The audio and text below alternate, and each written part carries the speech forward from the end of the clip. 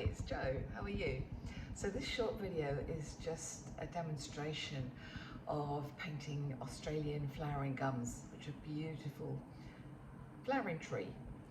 So I describe the colours that I use and the materials and just some basic techniques on how to achieve the flower shape and the texture of the bark and the leaves. So I really hope that you enjoy it and that you get something out of it, and I will see you next week. Thank you. Bye. Hi, right, we're doing flowering gums, Australian flowering gums today.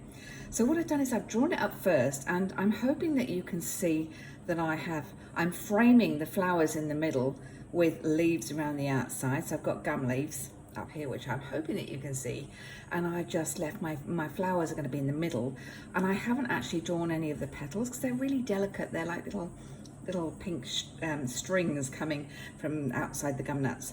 So I'm not drawing every one of those because I can paint it and it'll be really light and more realistic. So I've just painted the top of the gum nuts. Sorry, drawn the top of the gum nuts. So from here, we are going to start getting our paints ready. I've already had a bit of a play.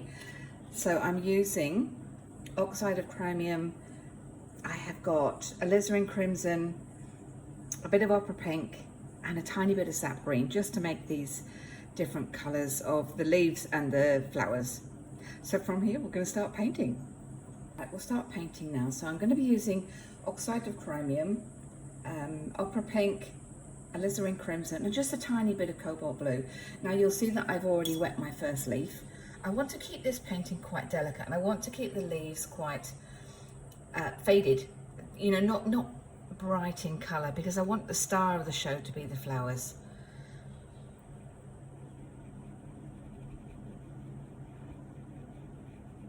So we're painting this in quite a delicate, this oxide of chromium is a beautiful colour. And I've got just a touch of alizarin crimson in there, just to knock it back a little bit. These leaves are outlined in a beautiful sort of pinky red colour. And obviously wetting the paper first gives you a bit more time. You have more time to play with the paint and push it round.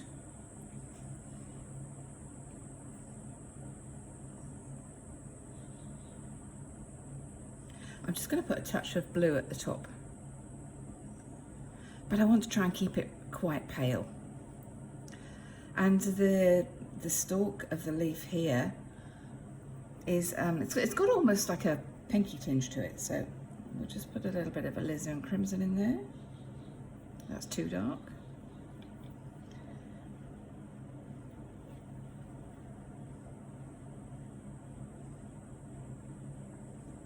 There we go, that's the first leaf.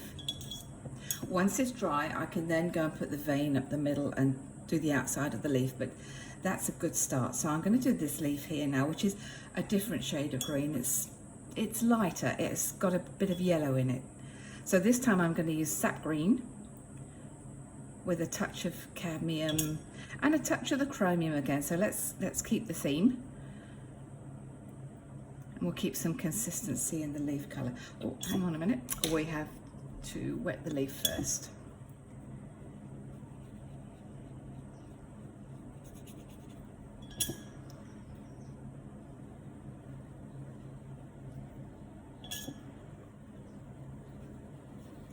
So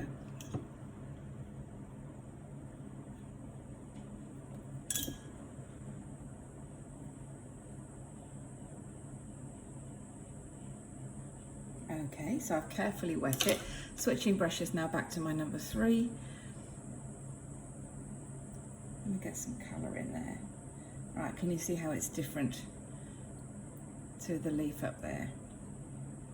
And can you see how by putting water on it first, I don't have to do a lot, it does it for me.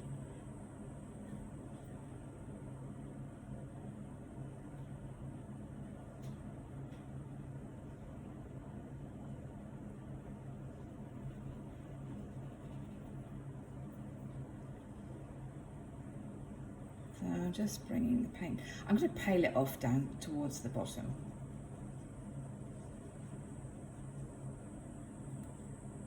So again, it's all about, you know, trying to keep the focus of the attention into the middle of the painting.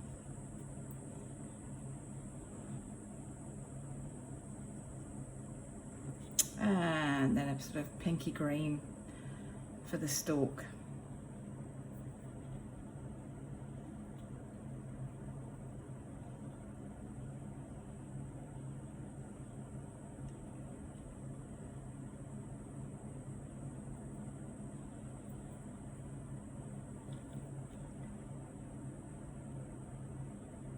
Okay, so the next thing we'll do is we're going to work on some of these little branches and stalks coming down to the gum nuts here. So I think I'm going to use, they are very, the gum nuts are very pink and with just touches of blue.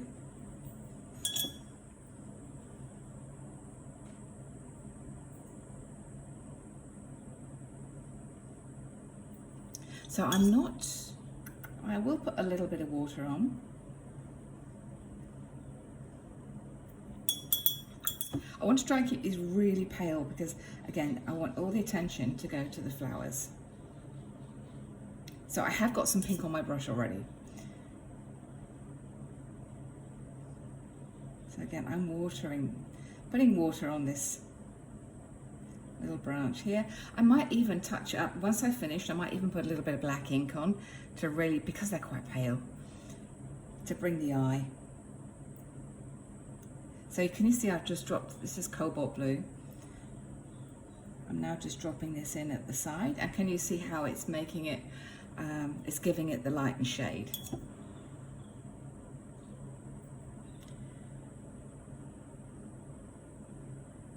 I'm just dropping some alizarin crimson right at the bottom here.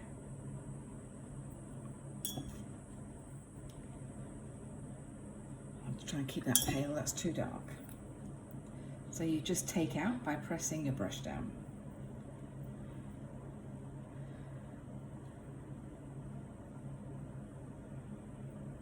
That'll do.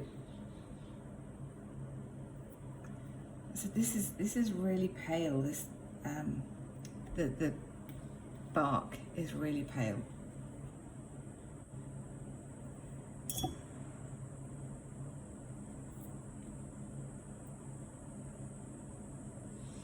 I think that'll do for the bark, and once I put the flowers in, you'll see what I mean about how it's the star of the show. So I'm just going to work on a couple of the others before I start doing some of the petals.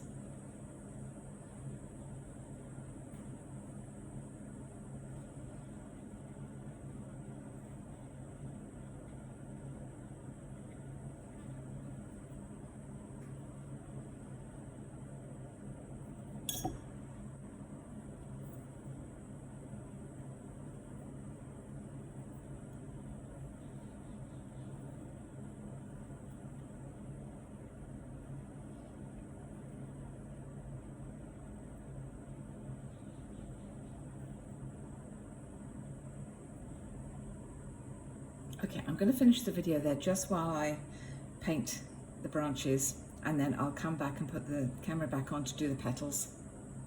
I'll just give you a little sneak peek before we do the flowers of what happens when I'm doing the branches. So what I've done is I've wet this branch here, put water all the way down here, and I just wanted to show you what happens when we put some colour on. Now this one is a little bit redder, so I'm using some alizarin crimson. I just want to show you how beautiful it is.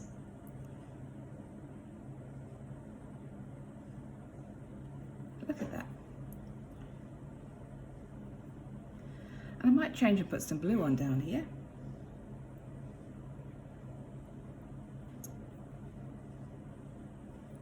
I think I need some more water, we're running out.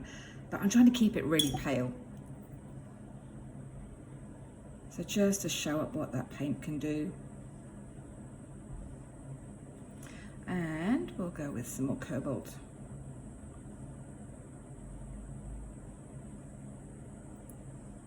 So the thing is, you don't have to fill in the whole of something that you're painting. You can just let the white of the paper show through. and then it really accentuates the colour. I think that will do for the branches. Okay, I'm just going to finish it there while I prepare to do the flowers. Right, we're going to work on this beautiful gum flower now. So I'm going to be using opera pink with maybe just a touch of cadmium yellow, which will take it just to the warmer side of the colour spectrum. So this time I'm not watering, I'm not putting water on the paper first, I'm going straight in with colour. So I'm doing this flower here. Now I start off with fairly watery paint because it's much easier then to add colour. So these gum flowers, they're just lots of stringy petals. And then they have a tiny little yellow bobble on the end.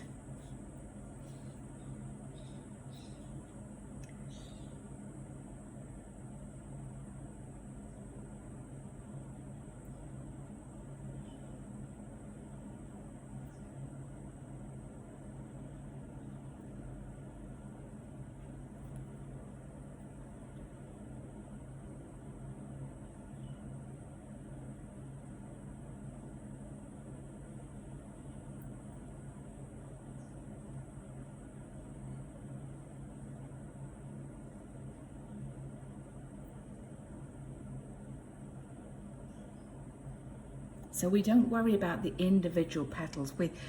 I'm more concerned with getting the overall image done and that it looks like a flower. So I'm not worrying about the individual petals.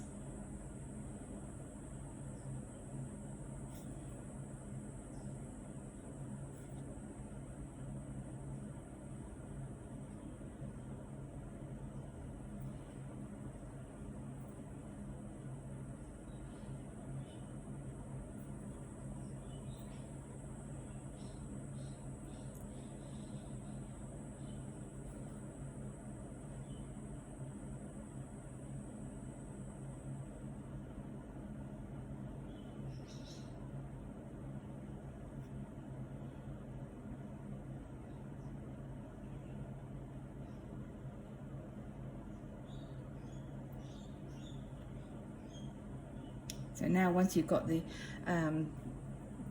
most of the flower head in, now you can go ahead and tidy it up.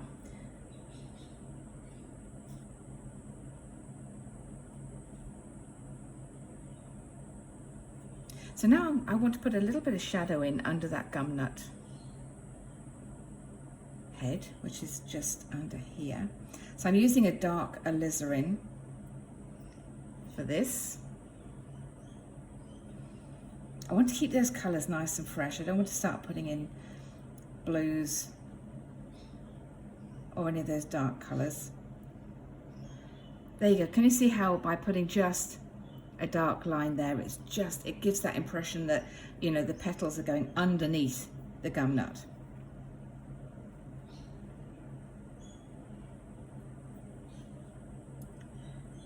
And then if you want to give the impression that the petals are bending back inwards, all you do is you get the darker colour, while it's still wet, you get your alizarin crimson and you just start dropping it in on the lower sections.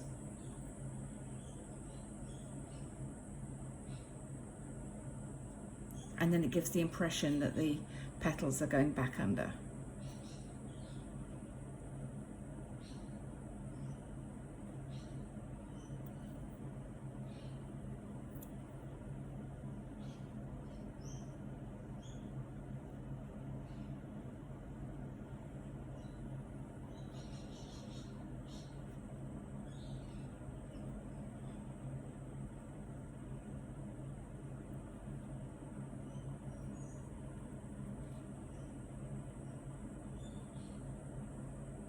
Right, as I said, on the end of these, each one of those petals is a tiny yellow blob.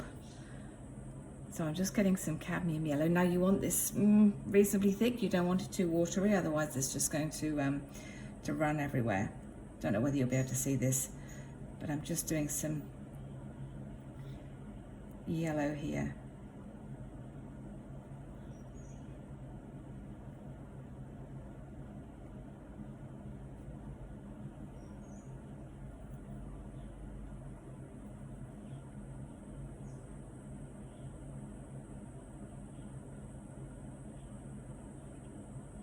Make it pretty random.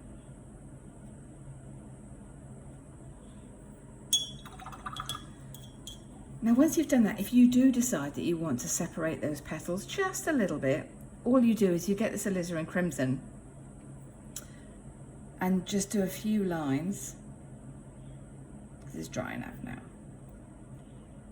Can you see how I'm separating a couple of the petals now?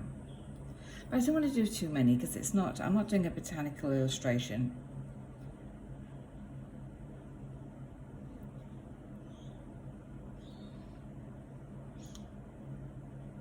Just to give the viewer enough information that they can see what's happening. There we go. I don't think I want to do any more than that. Okay, that's the first flower head. I'm going to go ahead and work on a couple of others, and then I'll come back and we'll just sort of bring it all together with a few details. Okay, so we've finished doing the basic painting. Now can you see how I've tried to frame the flowers, as I said at the beginning, by putting the flowers in the middle and just a few leaves around the outside. So now I want to just bring it all together. Now the first thing I'm going to do is I'm going to use, this is a very small, this is a Unipin fine liner, and it's a 0.1, so it's extremely thin, but I just want to, it's very pale, I just want to sort of bring it together a little bit more and show up where some of those lines are. So the first thing I'll do, and I'm going it along the darker line, can you see how I've got my shadow at the top of the branch? Excuse me, I'm just going to move that around a little bit. Let's just make sure you can still see what I'm doing. Right, you see on this top line here, I'm going to use my pen, and I'll try and do it so that you can see it. When I'm drawing, whether I'm drawing with a pen or a pencil, I tend to, my lines go backwards and forwards. It's a way of sort of reassuring really that I'm on the right track, and that I don't make any vast mistakes, because, you know, if I'm really confident and I do a line and then I realize, oh, screwed that up, it's a lot more difficult to correct than if you're doing these tiny little lines. Let's see, I just want to make sure you can see this without, and that I'm able to still draw.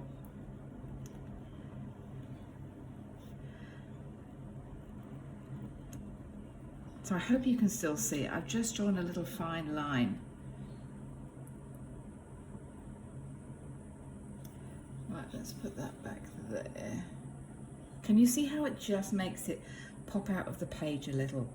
So let's do the same on this one. I don't want to outline the whole thing, I think that would ruin it. We just want a little bit here and there, especially to emphasize wherever it is I've got my shadow lines, or maybe between the flowers.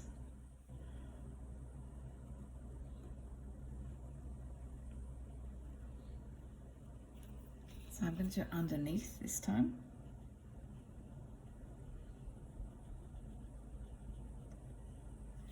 See, these pens don't last forever. I keep wondering whether it's still going to go, but anyway, it's still going. And then you can just tighten up any of the details that you think, oh, my paint's, you know, bled into there a little bit, by just using a bit of fine liner. You can just correct any bleeding, any unwanted bleedings. But you see, I don't want to make it too heavy, so I'm just doing it in a couple of places.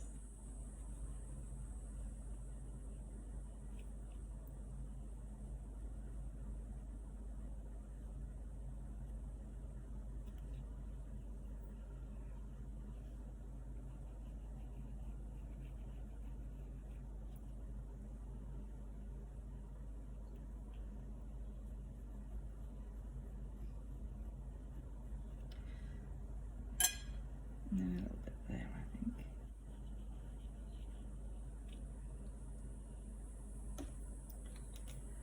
Right, and other thing I was going to do, let's just make sure that we've still got this all in shot, which we do. Smaller. Is I want to put a little bit, you know, I was telling you about the leaves that outlined in alizarin crimson. So I just want to see if I can put some of that on.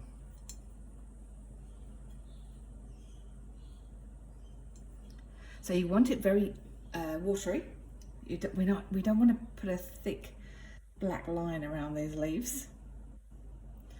We'll try doing the top one first. Actually, that brush is a bit thick, even I'll go with the thinner brush.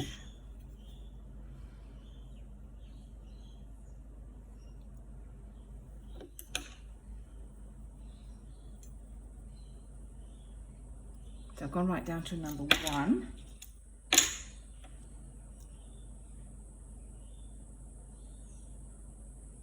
have to do this quite carefully.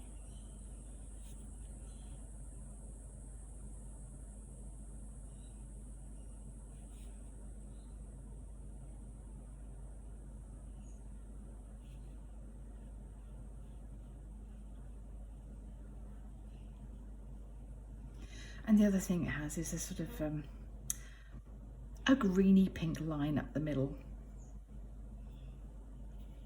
So which is the vein line.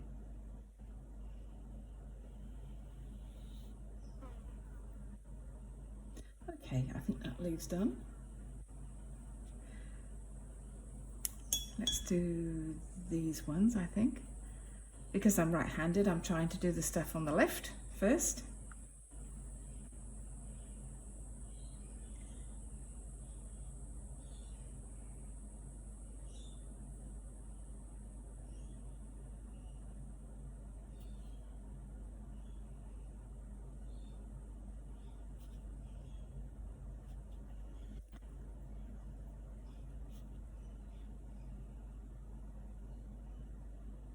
And obviously the vein comes from wherever the stalk is. So if that's my stalk, my vein will come down the middle-ish of the leaf.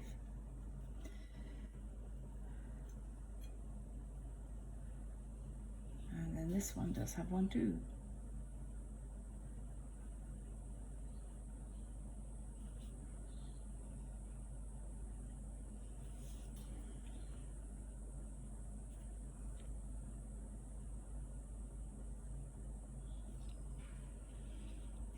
Okay, and then just a little bit on this one, and then that's it done.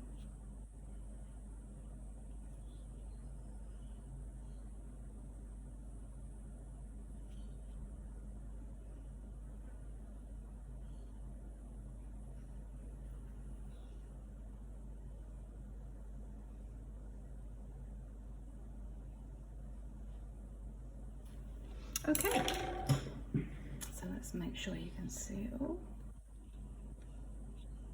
Okay, can you see? So just to sort of wrap up, I have tried to keep the delicacy, because I do tend to overwork things a little bit. So I've really tried to keep it delicate, but have a bit of balance. Make sure that you can see where all the different sections are.